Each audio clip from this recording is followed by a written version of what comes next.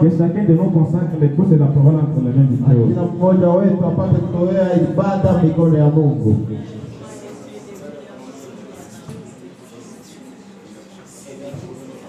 Éternel Dieu, toi le Dieu de promesses infaillibles. Père, ce matin nous t'en sommes infiniment reconnaissants pour cette occasion, Seigneur, pour ce privilège que tu as fait, Seigneur. Nous remercions encore toi, Père, devant ce peuple, Père. Ce peuple pour qui tu as versé ton sang, Seigneur, pour en avoir, Seigneur. Car celui-là dans le ciel, lorsqu'il est sage comme Père, il les a précipités tous dans la vie. Mais lorsqu'un homme a péché, lorsqu'un homme tombe, Seigneur, c'est l'homme qui sera sabouté, Seigneur. Tu es descendu, Seigneur. Tu as fait la chair, tu t'es humilié, Seigneur, pour quitter l'homme, Seigneur. C'est pourquoi, Seigneur, c'est avec toute fête et dans Seigneur, je me tiens devant cette place. Pardonne mon péché, Seigneur, pardonne-moi, Seigneur. Je me garde du chemin, Seigneur, de ma vie, Seigneur. Mais toi, l'auteur de la vie éternelle, Seigneur. Toi, tu es sous forme d'écrit, Seigneur, comme il est dit. Chacun, Seigneur, de ce qui était, il faut seulement de l'école privée, Seigneur. Mais le Seigneur interprète divin de la parole, c'est toi. L'État est arrivé, Seigneur, 200, Seigneur, interprété, Seigneur. Réclame vraiment la vie, Seigneur, au chemin des choses, Seigneur. Sois notre Dieu. Nous nous remettons à toi. Tout ceci, c'est pour ta gloire que nous avons supplié. Car nous avons prié dans un seul nom. Les noms qui avaient dit la mort et les séjours de mort.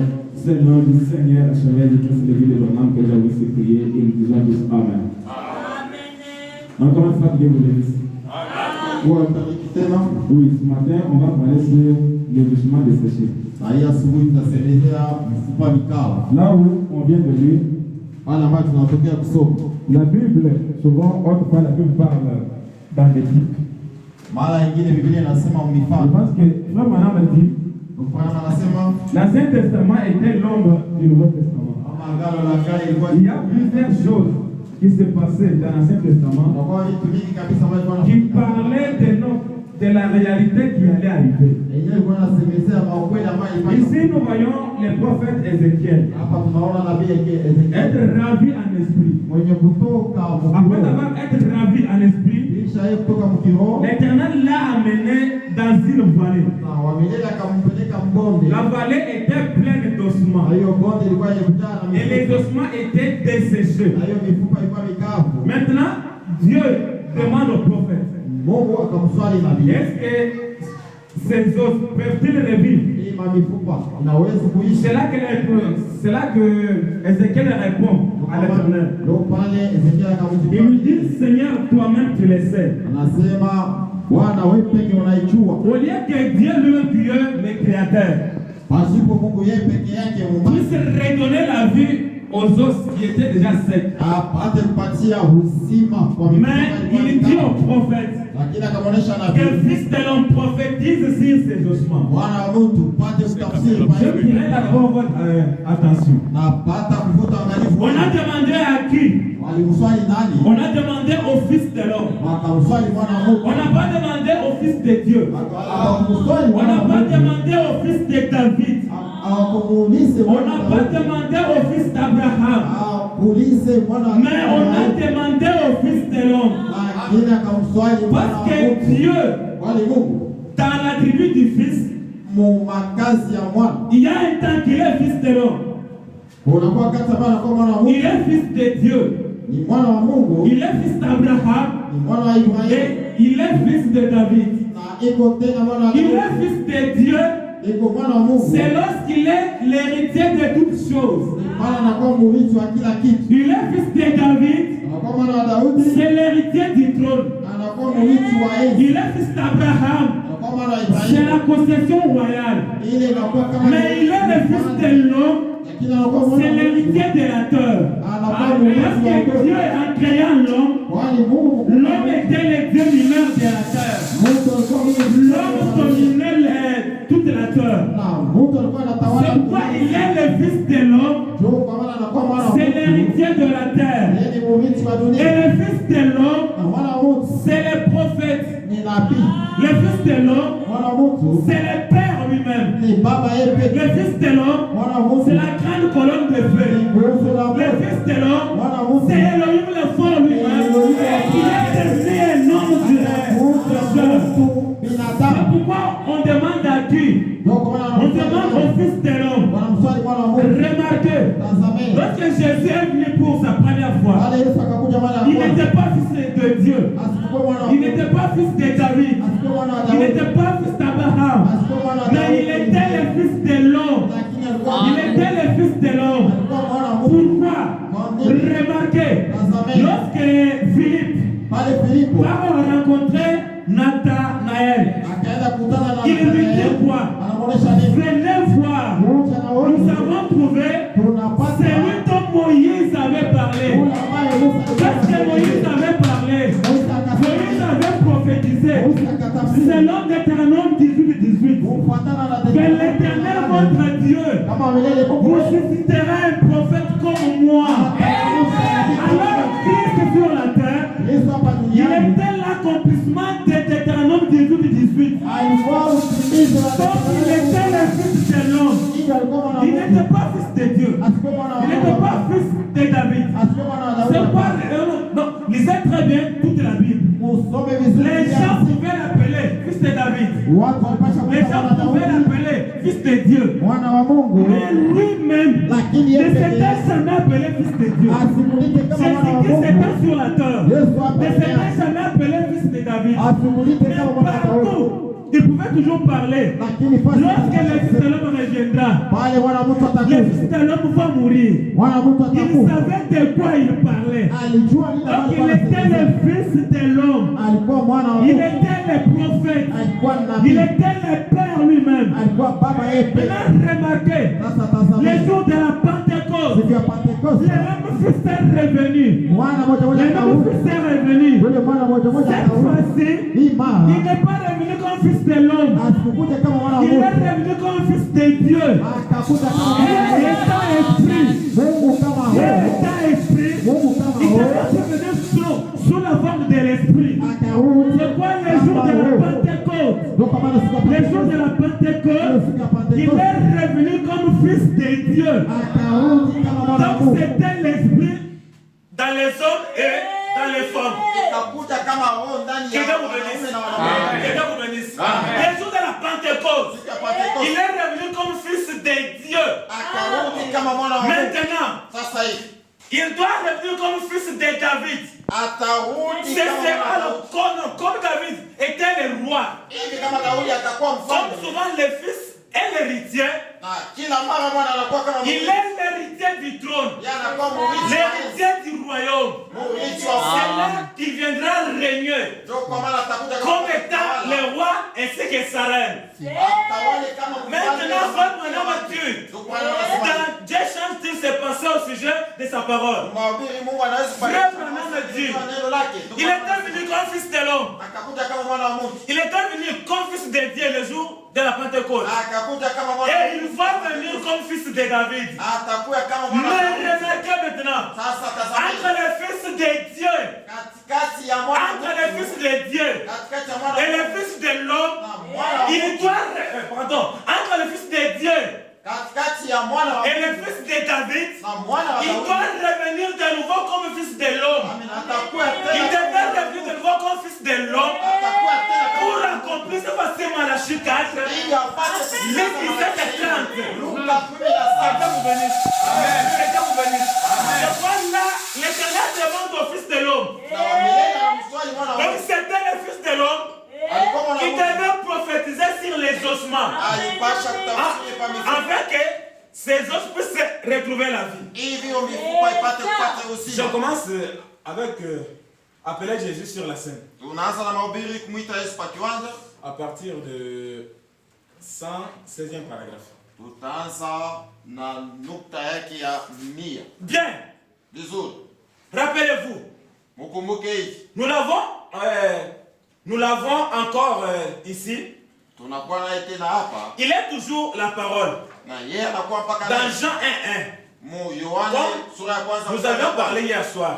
Il était la parole et la parole a été faite chair et habitait parmi nous. Et nous avons encore sa parole qui nous dirige vers ses pensées et ses œuvres pour aujourd'hui. C'est là que j'aime tirer votre attention et d'autres. Nous avons encore sa parole qui nous dirige vers ses pensées et ses œuvres pour ces jours. Donc la parole de Dieu va nous diriger vers ses pensées et ses œuvres pour ces jours. On continue et dit, non pas la pensée que Moïse avait à son époque. Vous comprenez qu'on peut avoir la parole, on peut avoir la parole, mais avoir la pensée qu'avait Moïse. Sa parole va nous diriger vers sa pensée et ses œuvres pour ces jours. On peut avoir la parole, mais avoir la pensée qu'avait Moïse. Continuons et dit, non pas la pensée des disciples. Mais c'est parce que nous tous ici, nous connaissons ce que c'était la pensée des disciples. Mais la parole de Dieu ne doit pas nous diriger vers la pensée qu'avait des disciples.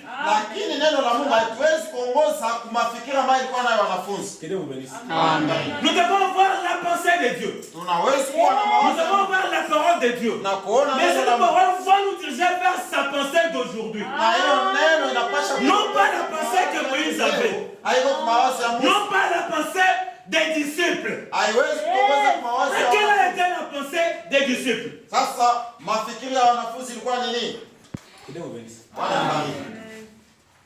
Non pas la pensée des disciples, non pas la pensée de luthériens, ou de Wesley, ou de l'âge pentecôtiste, ou de tous les restes. Nous avons la Bible qui nous dit ce qui va arriver aujourd'hui. Nous voyons les réveils pentecôtistes dans la Bible. Les réveils luthériens et de tous ces âges de l'Église. Nous les avons vus. Mais nous avons aussi les Écritures ici qui nous disent ce qui va arriver aujourd'hui. Et c'est Dieu interprétant sa propre parole pour cet âge dans lequel nous vivons. Il est son propre interprète. Et pourtant, nous on s'agite. Ne vous agitez pas. Monsieur nous dit que nous devons avoir la pensée de Dieu. Nous devons avoir la parole de Dieu. Mais cette parole va nous diriger vers les pensées d'aujourd'hui. On peut avoir la parole, mais avoir la pensée qu'avaient les disciples. Avoir la pensée qu'avait Moïse. Mais ce matin, nous devons avoir la pensée d'aujourd'hui. Donc la parole de Dieu va nous diriger vers les pensées d'aujourd'hui. Maintenant, quelle est la pensée de Dieu aujourd'hui pour les ossements desséchés? Donc l'Ancien Testament était l'ombre. Alors, on va essayer de comprendre ensemble avec Frère Branham. Alors, pourquoi les ossements desséchés? Retenons d'abord ceci à l'esprit. Qui va redonner la vie aux ossements desséchés? C'est le Fils de l'homme. Prenons la restriction de la Bible. 510. Fils de l'homme, prophétise. Ces ossements peuvent-ils revivre? Vraiment aussi prend les mêmes versets. Fils de l'homme, prophétise. Ces ossements peuvent-ils revivre?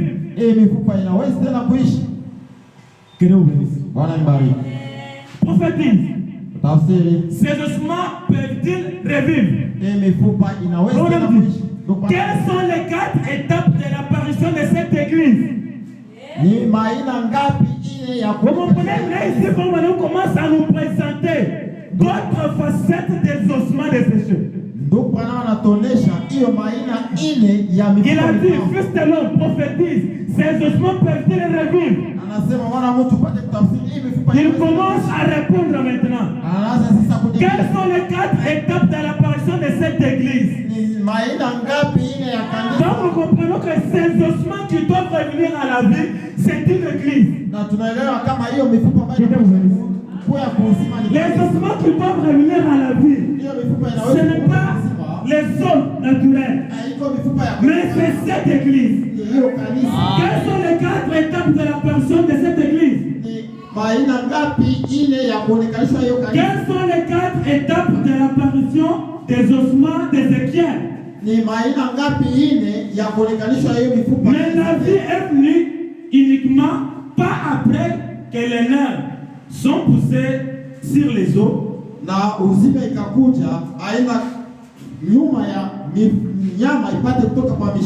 Mais lorsque le vent a soufflé sur eux, c'est alors que c'est revenu. Lorsque ces 4e messages de la vie avaient été ramenés,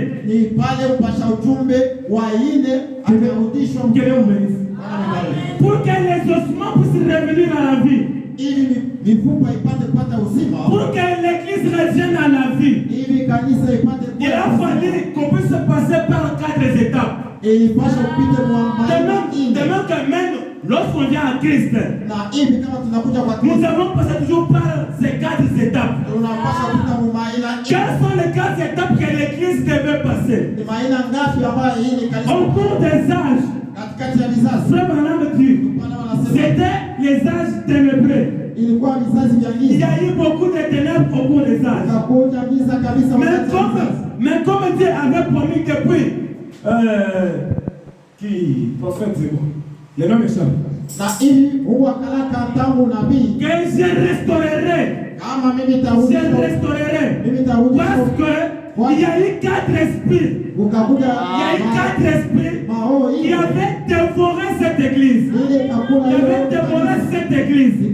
C'est pourquoi l'Éternel avait déjà prophétisé que je restaurerai ce que les Kazam avaient dévoré. Ce que l'Angélec avait dévoré. Donc il devait y avoir 4 messagers de la restauration. Il devait redonner la vie à cette église qui était la poste morte. Il devait venir donner la vie à cette église qui était restée comme ossements de sécheux. Maintenant la vie allait revenir après les 4 messages de la vie. C'est pourquoi Dieu a cité d'abord les réformateurs Luther. Luther a apporté son message qui était la justification. C'était la première lumière qui est revenue à l'église. Après Luther, Dieu a envoyé de nouveau Wesley. Wesley est venu. Wesley est venu avec la sanctification. C'était la 2e lumière qui était revenue à l'église. C'était la 2e lumière sur les ossements desséchés. Après Wesley, Dieu a envoyé la Pentecôte avec la restauration des dons. Avec la restauration des dons. Tout cela c'était quoi? Dieu était en train de redonner la vie. Dieu était en train de redonner la vie à cette église. Qui était devenue ossement dessécheux. Parce que l'esprit avait déjà quitté l'église. L'église s'était déjà organisée au conseil de Nicée depuis 325. Dieu a commencé à restaurer cette église. Dieu a commencé à restaurer cette église. Maintenant, il fallait le quatrième message. Il fallait le quatrième message.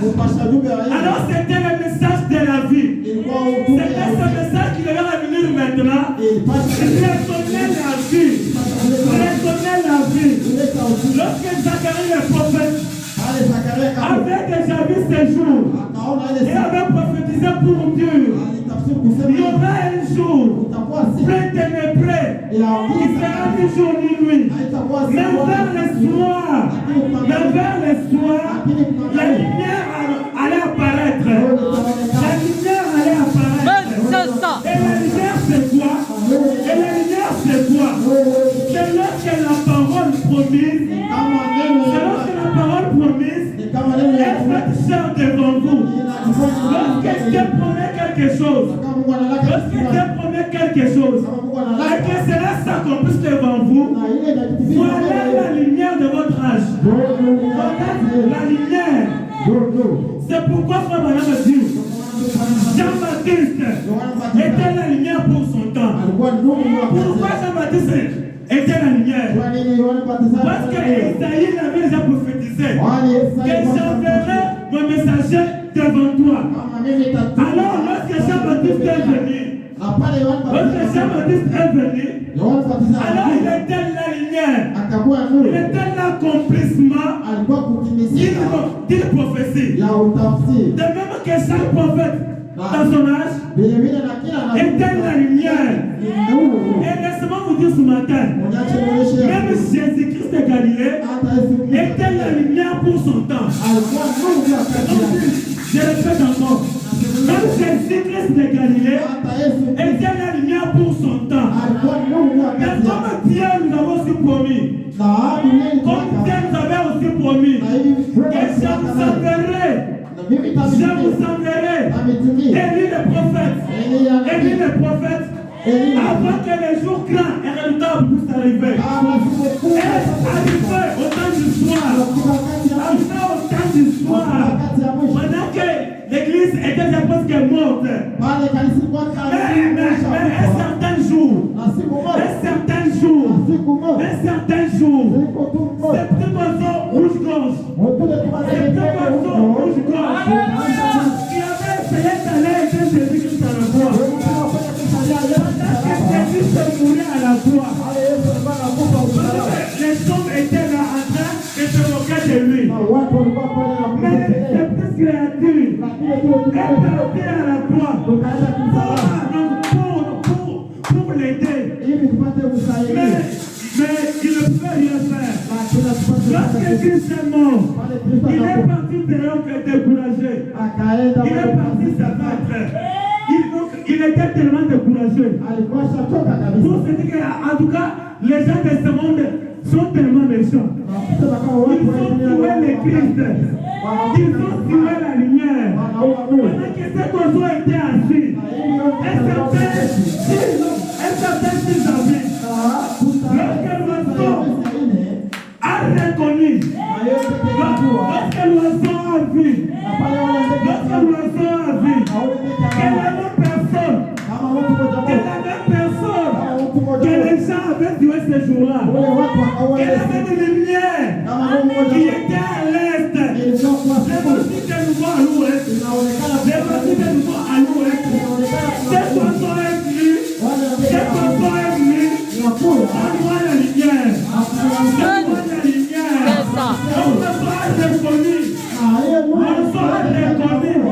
que le soleil s'est levé de nouveau. Parce que Christ lui-même avait déjà prophétisé dans la parole que comme l'éclair part de l'Orient, ça monte jusqu'en Occident. Ainsi sera l'avènement du Fils de l'homme. C'est moi cette créature a vu la lumière de nouveau être élevée. C'est moi cet oiseau est venu. Saluant de nouveau la lumière. C'était pour annoncer à l'humanité.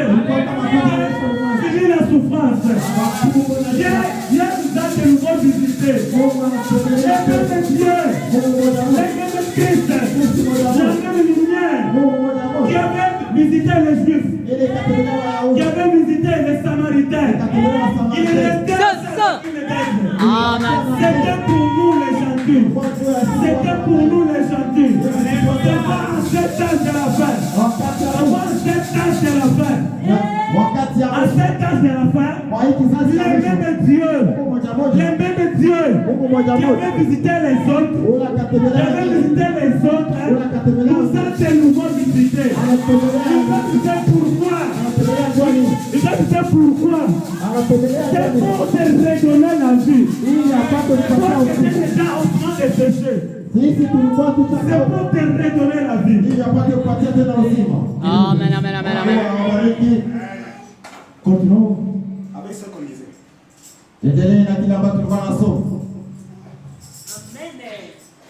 Quelles sont les 4 étapes de l'apparition des ossements d'Ézéchiel? Mais la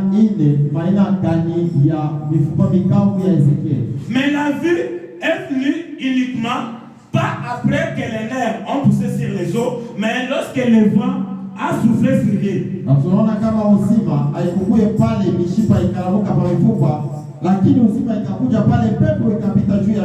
C'est alors que c'est revenu. Lorsque ces 4 messages de la vie avaient été ramenés. Je restaurerai Dieu l'Éternel. Alléluia, gloire à Dieu. Gloire soit rendue à Dieu. La 4e lumière doit venir. Celle qui produira les mêmes signes. La 4e lumière doit venir. C'est cette lumière qui va produire les mêmes signes. Suivez attentivement. L'estification a amené la Bible. La sanctification a ramené l'écorce. La doctrine de la sainte. Qu'est-ce qui ramène les feuilles?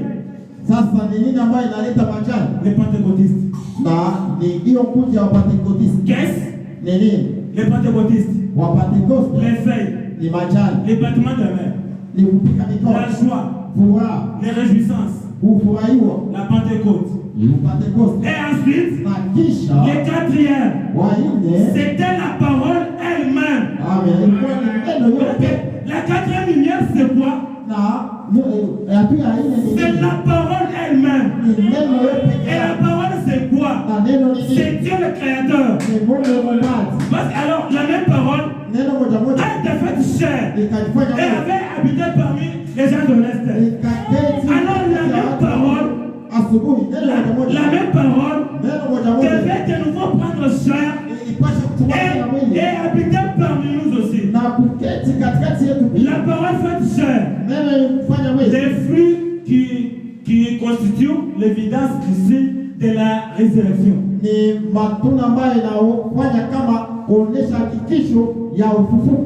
Que Christ a finalement eu. Après que l'édification a été plantée,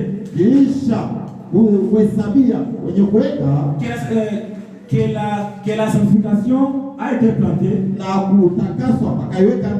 les baptêmes du Saint-Esprit, les organisations sont mortes en Christ. Non. Les organisations sont mortes. Et Christ a de nouveau pris lui-même la position centrale en tant que cette pierre de fête de la pyramide. En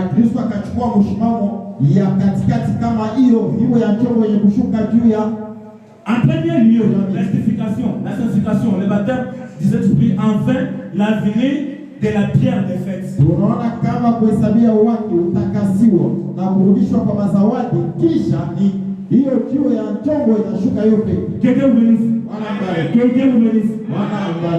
Il fallait la 4e lumière qui était la parole elle-même, qui devait revenir à cette église, qui devait venir donner la vie à cette église, qui devait venir donc redonner la vie à cette église. Et à cet âge de la fin, la même lumière cette même parole a pris de nouveau parmi nous.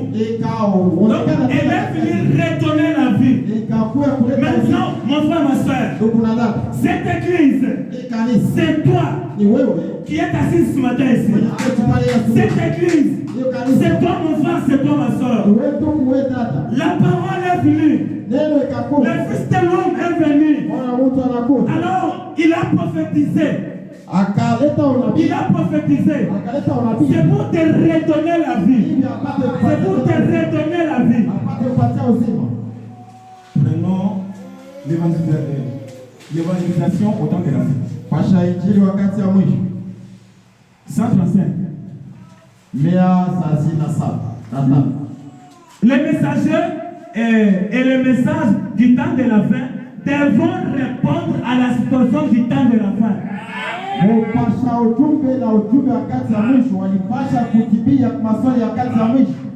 Je répète ceci.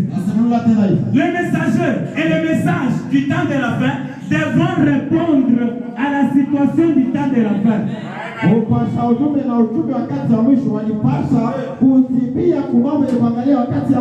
N'importe quelle situation que vous pouvez trouver ce matin. N'importe quel problème dont vous avez ce matin. N'importe quoi que vous avez. La solution est là. Les messagers et les messages du temps de la fin devront répondre à la situation du temps de la fin. N'importe quoi que toi tu peux trouver ce matin. N'importe quel problème, n'importe quelle situation. Et je vais vous dire ce matin, la chose la plus difficile, c'est d'amener un mortel à toi et notre mortel. Alors si toi tu as tout ce matin, si toi ce matin tu as créé la chose la plus difficile, si toi ce matin tu as créé que le monde critique, si toi ce matin tu as créé la chose la plus difficile, alors que l'impossible devient possible pour toi. Il a créé la chose la plus difficile. Lui-même a dit, donc Dieu lui avait dit, William Branham, si tu amènes les gens à te croire, alors ce matin, je vais vous demander, qui faut William Branham ce matin? Qui faut William Branham ce matin? Mais l'ange lui avait dit, si tu amènes ces gens à te croire, si tu amènes les gens à te croire, rien ne récupérera à ta prière.